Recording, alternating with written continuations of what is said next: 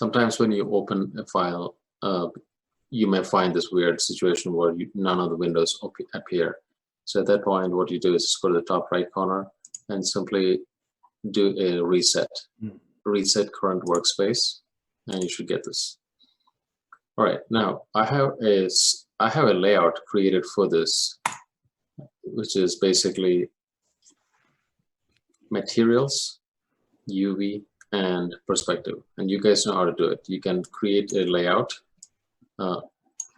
or whatever you want, and then right-click here and say Save Current Layout. But I'm not really liking this layout, so I'm going to find something else like that. Okay, this is better. This is what I'll be using for all my texturing needs. So I'll just say Current Layout UV2. And I'll save this. I'll replace this with that. Right click and say UV2, and then that gets swapped. So here's my default, and here's my UV2. All right. So I will go with this tutorial, and I'll do that to make sure that I'm going through the same steps so that there is consistency. Okay. So the first thing we're going to do is there's one thing I haven't done here. All right, we'll make a small change. So the first thing we're going to do is, see, we don't have to look at the text, the UV work anymore, because well, all this works. So let me just get the serial box. And sometimes you'll find that the texture has disappeared. Okay, and the reason is, well, you know, I'm opening a file from the network, so all the wiring may be lost. So what I'm going to do is this. It's clear that the author of this already has had the material set up. So I just need to reconnect the textures. So it's just double click this, and you'll see that when I click on this, this is pointing to Ali's computer. See, that's why I lost all that. So I just need to reconnect it with mine. So I'll just click on this and go find the texture. Here it is, and here. So now when I click on this, I should see the texture. Good. And how do I get the texture here? Shortcut is 6. Crusty looks pretty good. And so what I'm going to do is I'm going to hide. Oh yeah, we need this, don't we? Okay, so let's do this, guys. Let's make sure that your signature is very small, inconspicuous as much as possible. Let's start it all to 0. Oh, that didn't do it. I just want to place it position it in a place that it'll be there, and yet it won't dominate the screen.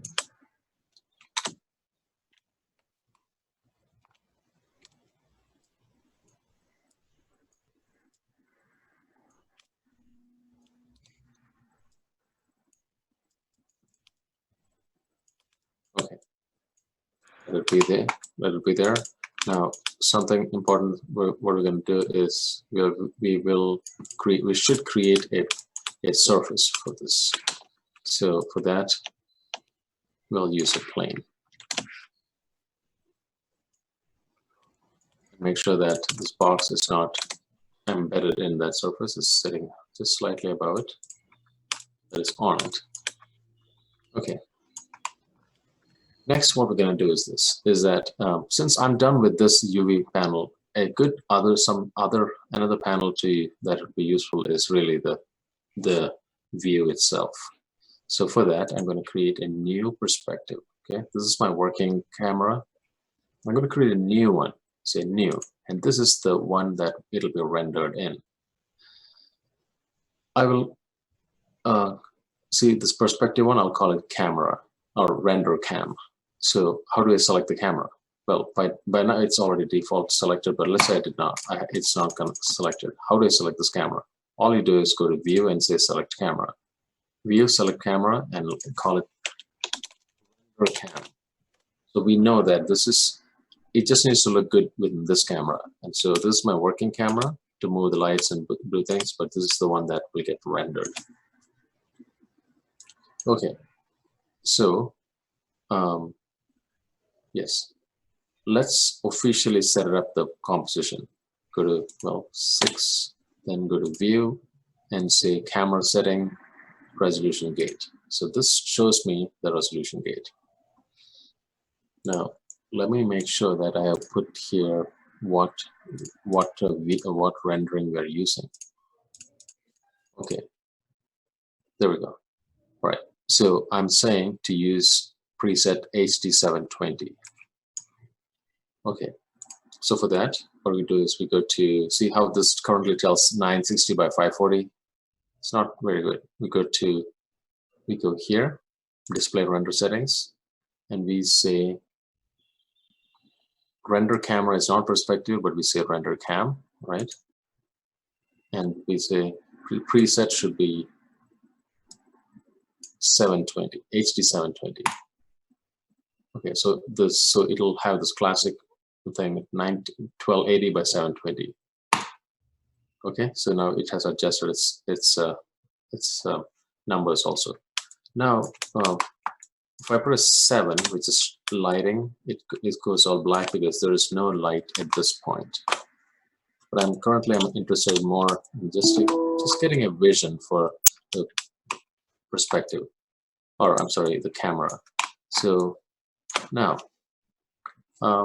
let's do the lighting. Now, guys, lighting. We're gonna light it with three lights. One is a main light, we call it the key light. The second is a bounce light, and the third is a backlight. Okay, sometimes it's called highlight, hair light, depending on human beings being, if it's a portrait or if it's an object. So, but the main thing is there's this main light, and that should be very clear. Let's not make it ambiguous. We're not doing some artsy movie. This is supposed to be very obvious. That main light should be very clear. And then secondary light, a bounce light, just to kind of support the main light. Okay, it should not be competing. It should not fight. And the third light is really an afterthought, to just kind of highlight some cool things. That's it. So our first goal is to get it looking good with the main light only. All right. So lights, where do you find lights from? Here, create lights, ambient light. No, create lights. There we go. And I would like to, and you can, it's up to you what you want to use. You can, okay, let's not use ambient light, because I had to tell you that it just creates lights from all directions. So that doesn't really help out. Point light gives the creation a sense of like a candle light, like a light being emitted from all directions from a single point. Spotlight, it's like a shaded light. An area light will not show. Actually, you could try area light today, but currently I'm going to be doing this with directional, point, and or spotlight, one of these three. I'm going to use the spotlight for my key light, because I'd like to make it look like a light is cast on this from the source. Press 6, sorry, press 7, and I'll scale this up, and press T to break it up into its the main area and its direction, or rather its aim. I can press V and hold on middle mouse to snap it to different spots, you know, and that's a good thing. So something like this, because I'd like to cast a nice shadow like this in the process. And again, this is, guys, you are not required and should not make this look like what I'm doing. These are all subjective views. I want you to create your own, you know. So I'm not telling you the only way to light, but the thing that I am looking for is the 3-point lighting. Your choices should be very clear. Okay, so we got this. We started, but then I realized that, you know what, I need this to be black because I want this to reflect beautifully. So for that, I'm going to create a new material. Now, what is this material? This is blend, isn't it? I'm going to switch this blend to Fong because Fong is a more sophisticated material. Fong. Okay, and now I'm going to create another Fong, create material Fong. Why is that? Because Fong has more shininess associated with it. Okay, now this object I will assign this Fong to and double click and I'll turn this black. Okay. You can choose any color you want as long as it's something that reflects. Okay. All right. Now we have this going, and now let us start. Let's see how this is beginning to look in Arnold. Arnold render view, and I had to press this once. And currently it's showing the wrong camera perspective shape. So let's get the correct camera, render cam. And nothing shows up. And right, so oops, hold on. Okay. Right. But something is showing up. It's just very, very light. And the reason is, I told you that with Arnold, you need to crank up values a lot. But before that, because I don't want a huge thing here, I just want to go to view, test resolution, and just say, oh, okay, fit to Windows size, and then just reduce it. All right, so it keeps its perspective, its aspect ratio, and still renders small. Very good. So now I just want to play position somewhere that you guys can all see. And now we go to just work on these values. Intensive. Now remember, when you select a light, there is property here, and then there's property under Arnold also.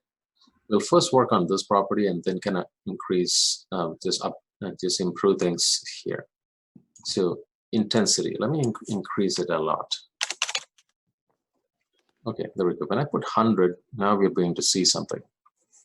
And let's go 500. Okay, that's not bad. Now see the super sharp shadows. This is bad because that's not very natural. Well, doesn't look very natural. So that's all about the, well, let's see, cone angle. You know what that is? Okay, with this kind of a cone angle and just increase the penumbra. Penumbra is the thing that just softens the edges. Okay. The thing to know is that actually no, it's all good. Oh, even the name looks pretty neat there. Very nice. Okay, so now I'm trying to make sure that I'm demonstrating my key light, and I like it. Maybe one more bright. 800 perhaps. I like it. That's good. Good. Okay, so I'm going to keep that. Now I'm going to now wait, hang on.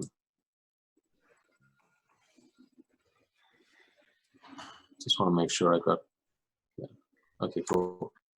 Now what I'm going to do is I'm going to, that's my key light. Now I want a bounce light.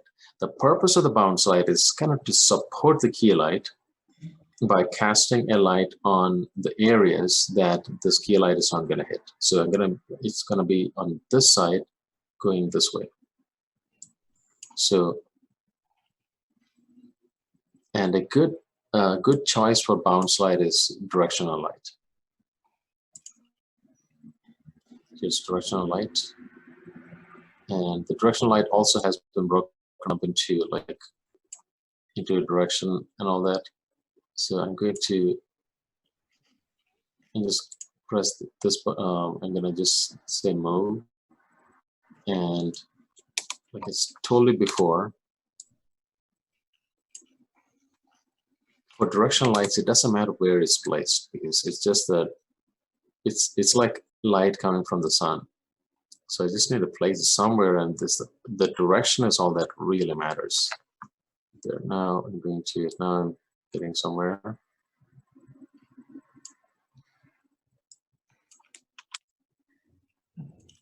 So I'm going to turn it around fully, like that, and position it up here, just so we have a vision of what we're doing here. It's like, you know, it's like someone standing here with a white board, kind of bouncing the light back to this. All right, so now you can see the intensities. I told you this should not compete. So I'm going to reduce the intensity of this directional light a lot.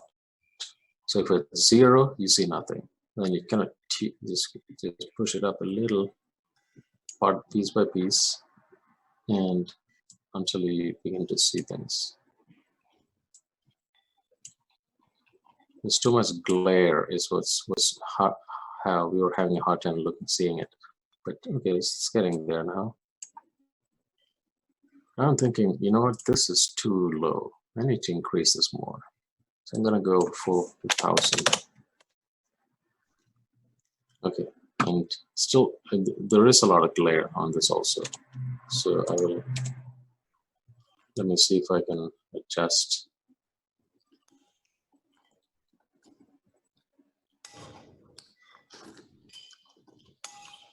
Okay, maybe this is kind of what I'm looking for.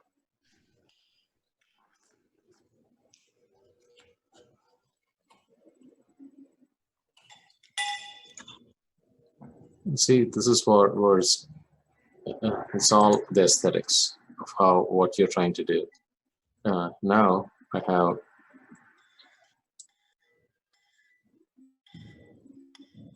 now I can see more of it, and okay, cool. It's getting somewhere. Now, once you have all these worked out, you can actually go to the Arnold and just bump things up here and there, like exposure. Okay, it's looking nice and solid, very nice now, and so on. Okay, now I'm thinking I should just see how we lost a lot of detail there. So maybe the cone angle could be increased just a bit.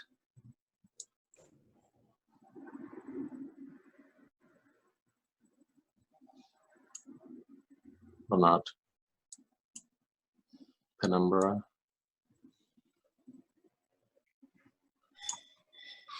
Position.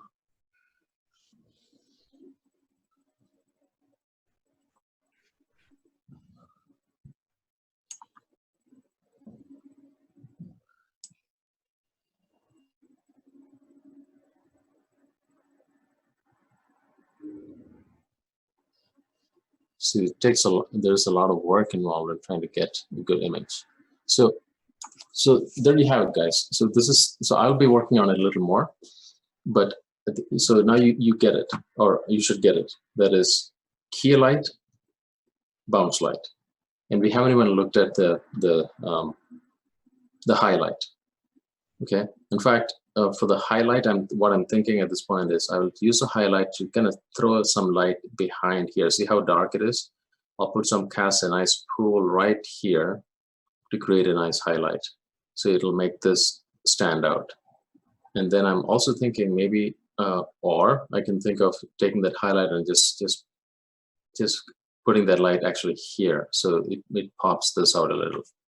So there we have it. That's how this is working out. Okay, I'll still be working on this, and then I'll show you where I'm at in like 10 minutes or something. Guys, so do you have enough for you